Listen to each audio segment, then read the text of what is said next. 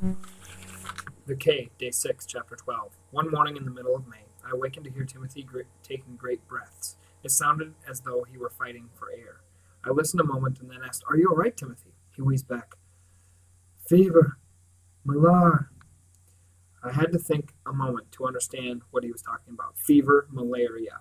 I reached over to touch him. His forehead was burning hot, his breath coming in big, harsh sighs. He said, "I got malaria again, Philippe. 'Twill go away, but fetch some water."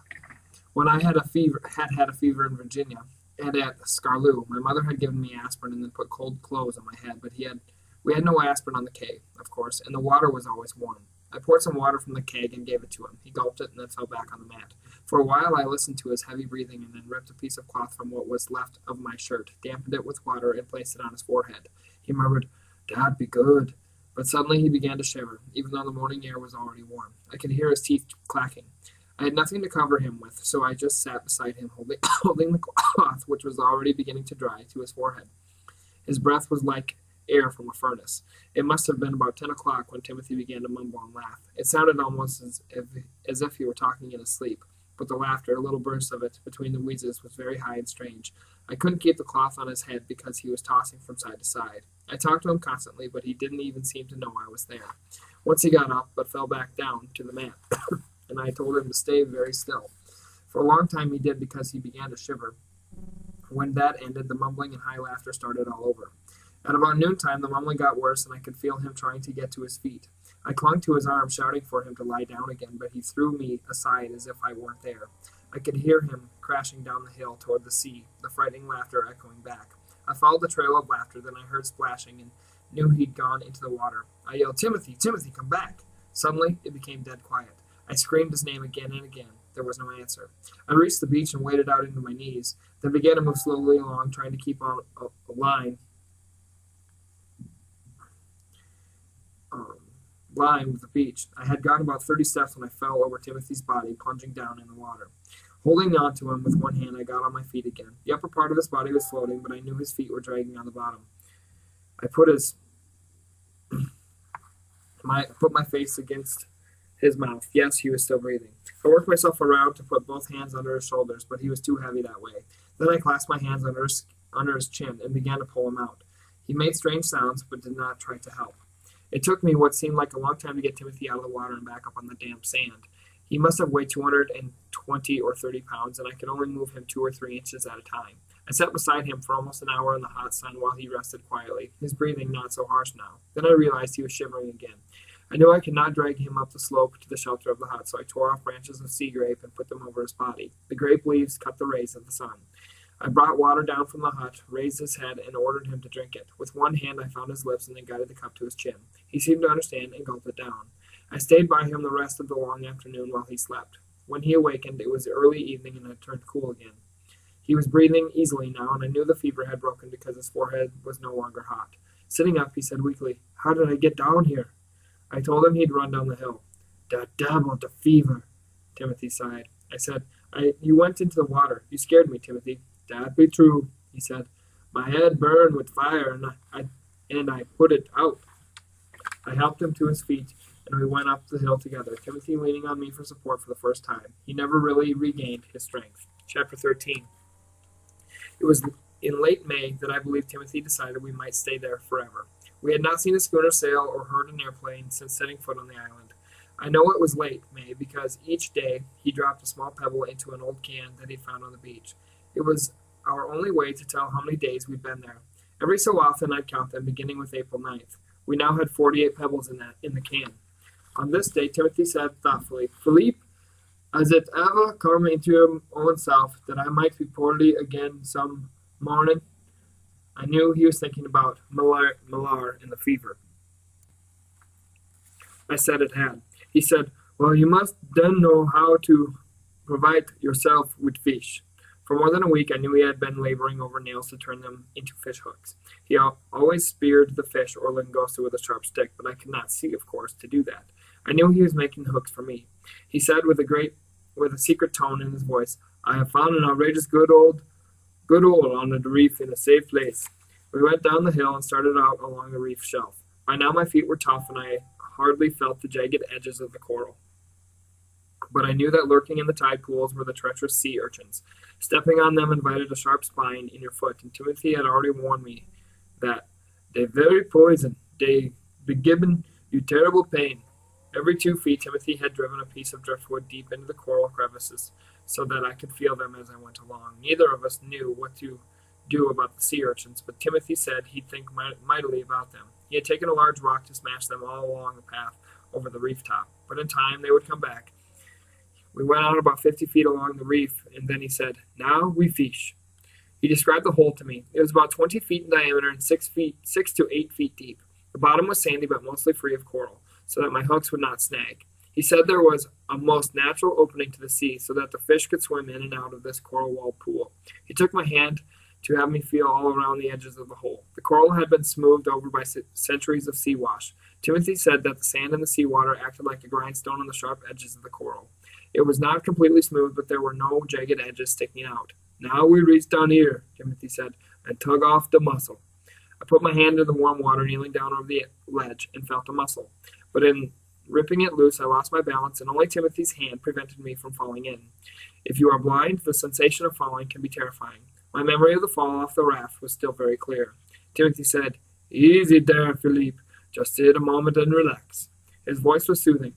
"If ever you do fall, just stay in the hole a while. Feel which way the water washes, then follow it to the ledge. Grab hold and pull yourself up." Timothy guided my hands in opening the tough mussel shell and digging the slippery meat out to bait the hook. "'Tis an outrageous sharp knife, so be very careful of your fingers." Then he told me to feel the hook and slip the mussel bait over the barb. I'd fished many times with my father, and this was easy. Rusty bolts served as sinkers. Timothy had found several pieces of wood with bolts in them, and had burned them, then raked the bolts out of the ashes. He unraveled a lifeline from the raft to make single strands for the fishing line. I dropped the hook and sinker overboard. In a moment there was a sharp tug. I jerked, flipping the fish back over my shoulder so it would land on the reef. Timothy cheered and told me to feel along the line to the wriggling fish, then take the hook out. Squirming and jumping in my hand, it was small but fat. I grinned over toward Timothy. When I had fished before, it was fun. Now I felt I had done something very special. I was learning to do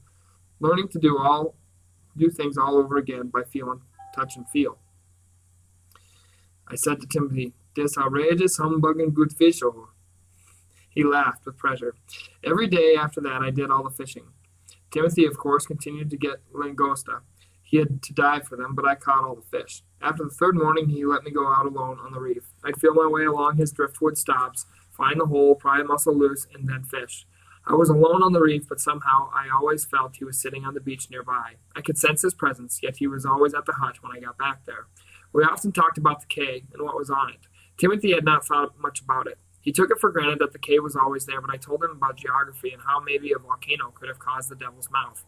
He listened in fascination, also speechless. We talked about how the little coral animals might have been building the foundations of the cay for thousands of years. I said then sand began to gather on it, and after more years it was finally an island. It was as if a new world had opened up for Timothy. He kept using that same expression. "That be true?" I found out that he'd never thought about how the sea grape or the vines or the coconuts came to our cay. I told him what I knew. Seeds had drifted in from the sea, or birds had brought them. After a rain, they'd taken root. "The lizard?" he asked sternly. I'd bet a bird flying from another island holding a mother lizard in its beak dropped it here. Then the baby lizards were born, or maybe a mother lizard washed ashore on driftwood during a storm. Timothy was very impressed, and I felt good that I'd been able to tell him something. We found a lot to talk about. I think it was the 5th afternoon of this week that I blurted out to Timothy, "I'll climb the palm now." "Ah, Philippe," he said, and I could almost see the grin on his face and the light in his eyes as he looked skyward, greedily, I'm sure. He said, "There is one coconut tree over there that has a sway and is black like an old horse. That is the one to climb." I was trembling a little as he led me to the tree, telling me I should go up just a short way, climb it like a monkey. If I could do it, I was to come back down, put the knife between my teeth, and go up again. The trunk of this palm tree must have been about 2 feet in diameter because I could easily put my hands around to the back. I grasped it, hunched my body, placed my bare feet on the rough trunk, and began to climb. Timothy was probably holding his breath. I went up about 10 feet and froze. I could not move up or down. My legs and arms were rigid. Timothy, standing below to catch me if I fell, called out softly, "Philippe, 'tis no shame to ease your own self back down to descend. Slowly I began to back down along the trunk. The bark was rough against my hands and feet, but what I felt most was Timothy's disappointment. I couldn't have been more than a few feet off the ground when I took a deep breath and said to myself, if you fall in sand.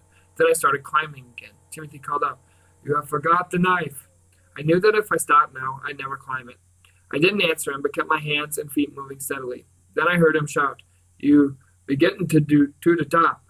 Palm fronds brushed my head.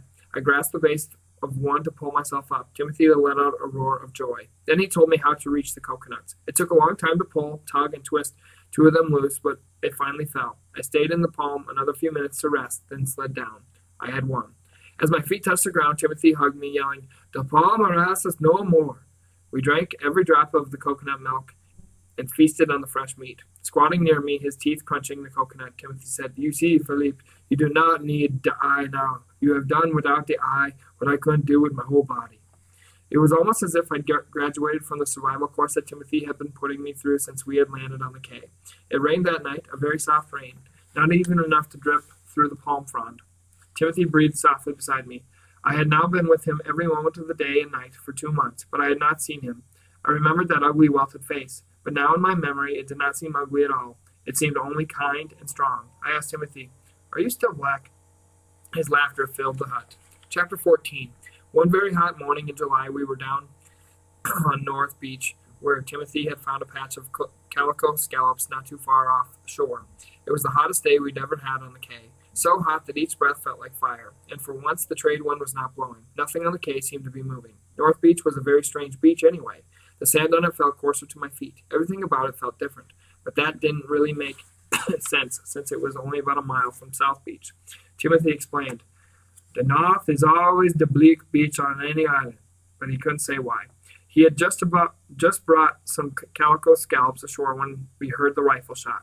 He came quickly to my side, saying, that'd be trouble. Trouble? I thought it meant someone had found the quay. That wasn't trouble. Excited, I asked, who's shooting? The sea, he said. I laughed at him. The sea can't shoot a rifle. A crack like the rifle, he said, worrying in his voice. It can make the shot all right. All right. If you tell us, a very bad storm is coming, Philippe. A tempest. I couldn't quite believe that. However, there had been distinctly a crack like a rifle or pistol shot. He said anxiously, the waves do it. Somewhere far off, out beyond the Grenadines, or in that pesky bight off Honduras, a hurricane is spawning, young boss. I feel it. What we heard was a wave passing this little humbug point. I heard him sniffing the air as if he could smell the hurricane coming. Without the wind, there was a breathless silence around our quay. The sea, he told me, was smooth as green jelly, but already the water was getting cloudy. There were no birds in sight. The sky, he said, had a yellowish cast to it. Come along, we have much to do. The calico scallop can wait their own self till after the tempest. We went up to our hill. Now I knew why he had chosen the highest point of land on the quay for our hut. Even so, I thought the waves might tumble over it. The first thing Timothy did was to lash our water keg high on a palm trunk. Next, he took the remaining rope that we had and tied it securely around the same sturdy tree. In case the tempest reached this high, lock your arms over the rope and hang on, Philippe. I realized then why he had used our rope sparingly, why he had made my guideline down to East Beach from vines instead of rope. Every day I learned of something new that Timothy had done so we could survive. During the afternoon, he told me this was a freak storm, because most of it did not come until September, October, August sometimes, seldom in July. But this year the sea be angry with all the death upon it, the war. The storms bred, Timothy said, in the eastern North Atlantic, south of the Cape Verde Islands, in the fall, but sometimes, when they were freaks, and early, they bred much closer, in a triangular way off the northeast tip of South America. Once in a great while, in June or July, they sometimes made up not far from Providencia and San Andreas, near us. The June ones were only pesky, but the July ones were dangerous. This be a western storm, I be guessing. They outrage us strong when they come, he said. Even Stucat was nervous. He was around my legs whenever I moved. I asked Timothy what we should do to protect him. He laughed. Stucat, we go up the palm on this side if it be getting too terrible. Don't worry about Stucat.